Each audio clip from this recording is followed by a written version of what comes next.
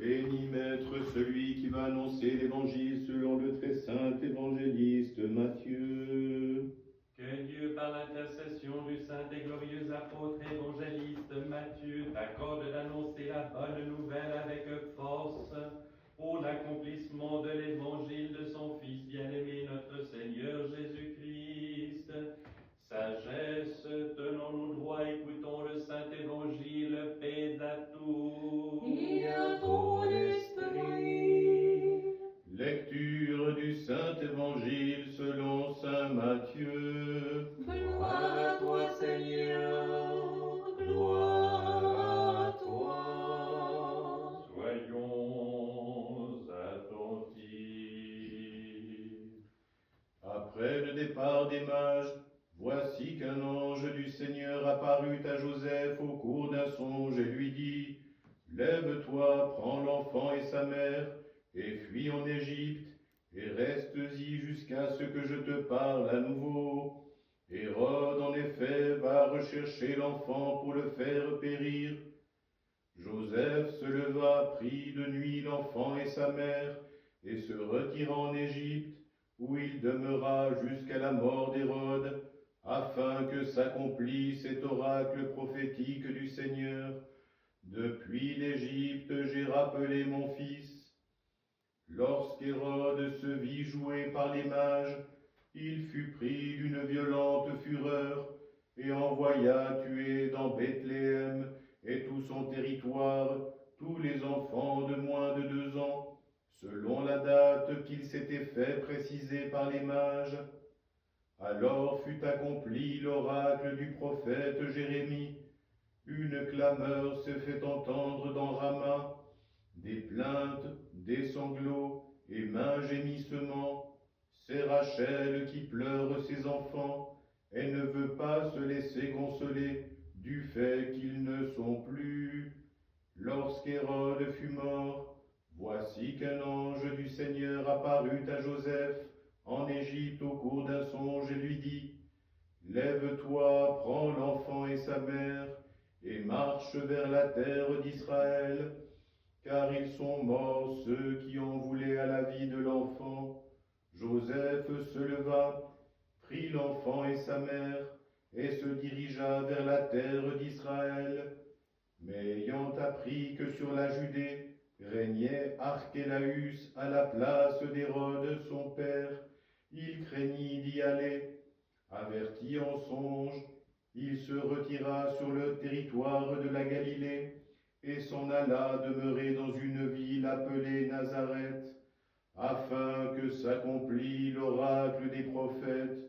On l'appellera Nazaréen. Gloire à toi, Seigneur, gloire à toi. Et à toi qui annonçais la bonne nouvelle. Et à ton esprit.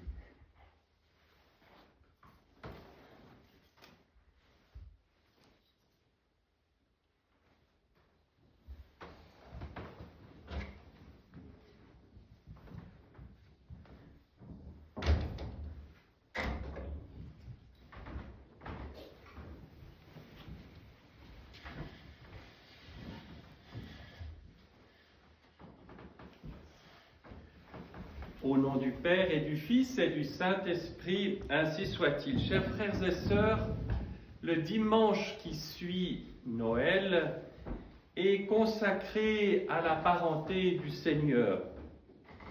Donc, on y commémore très particulièrement le saint roi et prophète David, saint Joseph, l'époux de la Vierge et gardien de la virginité de la toute pure, et saint Jacques, frère du Seigneur, premier évêque de Jérusalem. Et nous avons déjà commémoré d'une certaine façon ces personnages, ces personnes éminentes durant l'un des dimanches de l'Avent. En même temps, aujourd'hui, nous commémorons les saints 14 000 enfants que Hérode a fait tuer, voulant par là même extirper de cette terre qu'il gouvernait celui qu'il considérait comme étant un rival, c'est-à-dire cet enfant nouveau-né qu'était le Christ. Et il a dit dans sa colère, et nous venons de l'entendre, que le meilleur moyen c'était d'éliminer tous les garçons de Bethléem et des alentours. Alors le chiffre de 14 000 est un chiffre symbolique pour montrer l'énormité du crime commis à ce moment-là. Et aujourd'hui, je m'attacherai à la personne de Saint Joseph, et pour ce faire, je vais m'appuyer sur une très belle homélie de l'archiprêtre Boris Bobrinsky. De Joseph, nous ne savons pas grand-chose, sauf les humbles et maigres témoignages des évangiles. C'est sur cela que je voudrais m'arrêter aujourd'hui, la figure de Joseph. De ce Joseph qui est peut-être quelque peu délaissé dans la piété liturgique orthodoxe.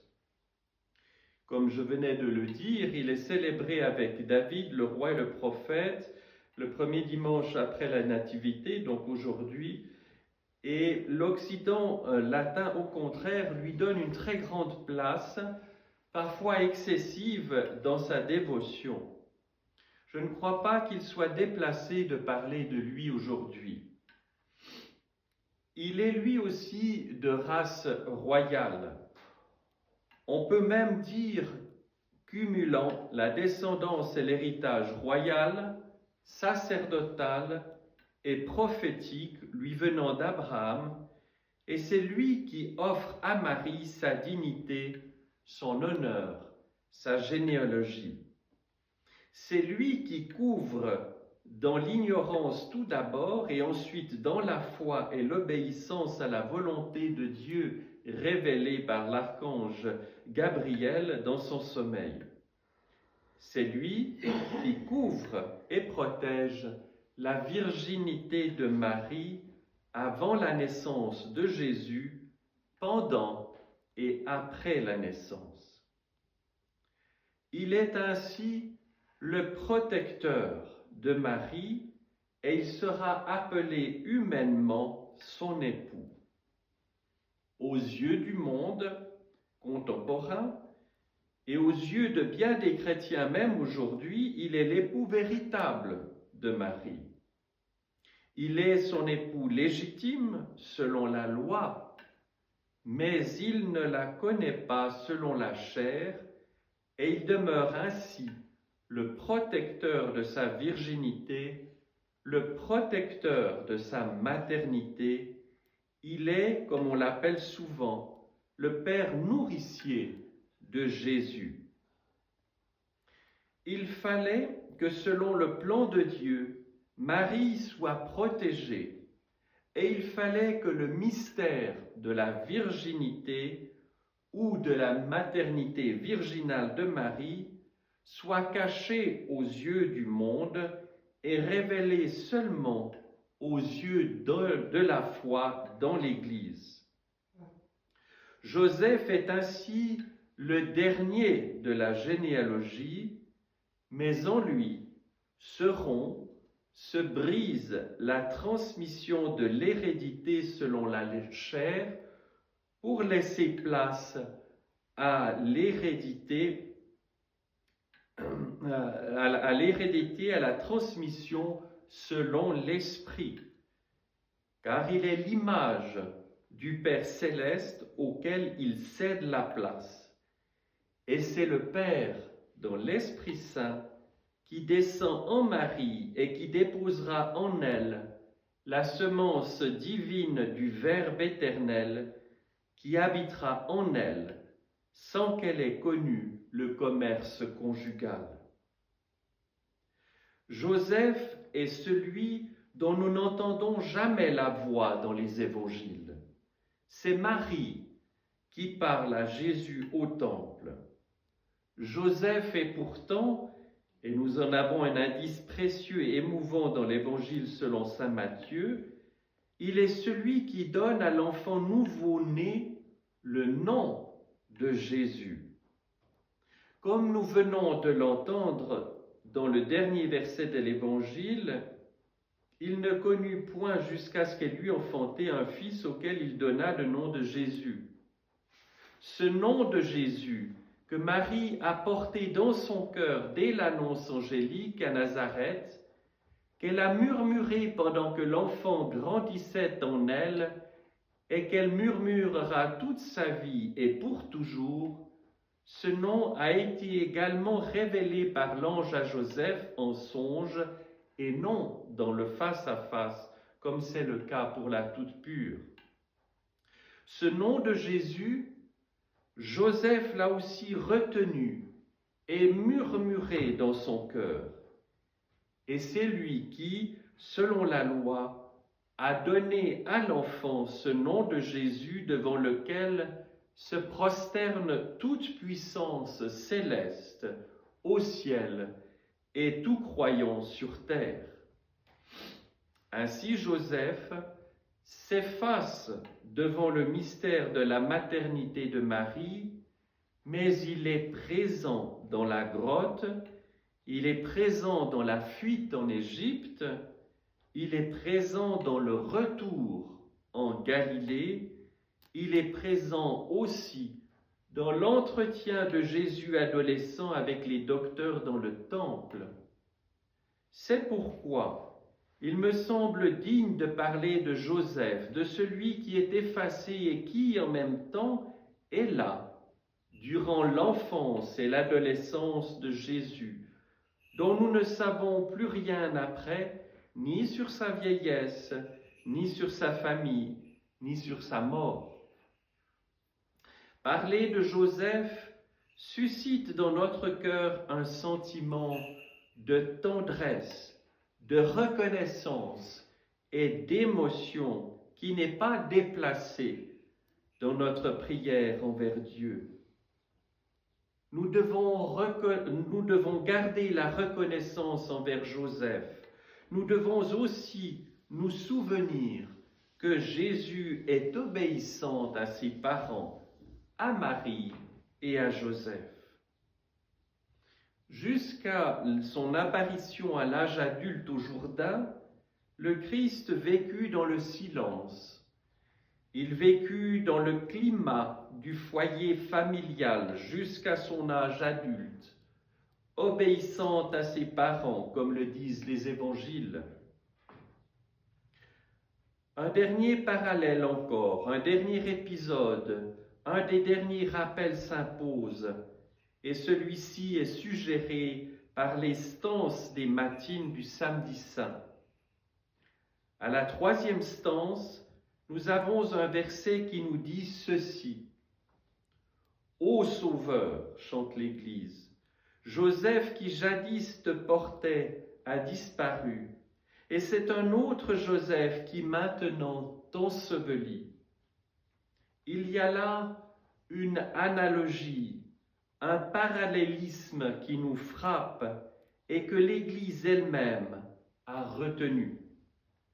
Cette comparaison entre le premier Joseph qui était dans les ténèbres de la grotte et qui peut-être aidait Marie à longer Jésus, et l'autre Joseph qui entre aussi dans les ténèbres, non pas de la grotte mais du tombeau, et qui aide les femmes mirophores à recouvrir de linge celui qui est mort et qui est déposé au tombeau pour renaître dans son corps, dans sa chair, à la vie de l'Esprit, de cet Esprit qu'il a pénétré et rempli totalement dès sa naissance.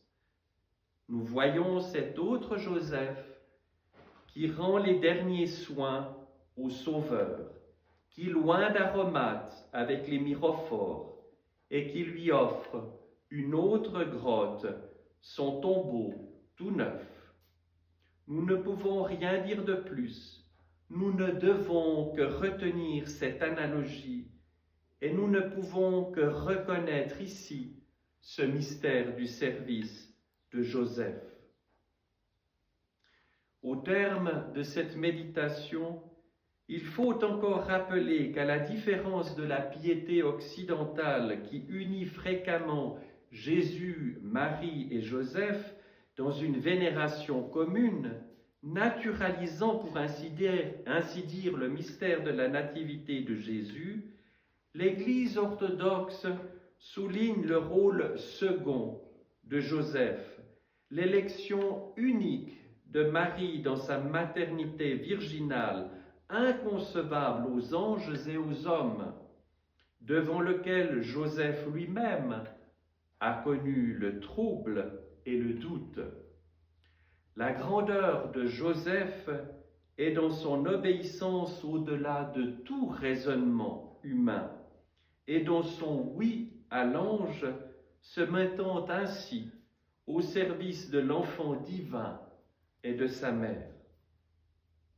Puissions-nous aussi, dans cette fête de Noël, nous apparenter à lui, puissions-nous apprendre de lui l'art du dévouement, la tendresse, le service silencieux dans l'humilité, dans l'amour, ce service silencieux par lequel Joseph et par lequel nous aussi, nous sommes appelés à apprendre à protéger la virginité de Marie, qui est le prototype, qui est la figure de notre propre virginité intérieure, de celle de nos cœurs, de cette pureté à laquelle nous sommes tous appelés à tendre pour la renouveler en nous. Car c'est dans la pureté, dans la sainteté, que Jésus veut naître. Et Jésus vient pour naître non seulement dans la grotte de Bethléem, mais dans la grotte au plus profond de nos cœurs. Au nom du Père et du Fils et du Saint-Esprit, ainsi soit-il.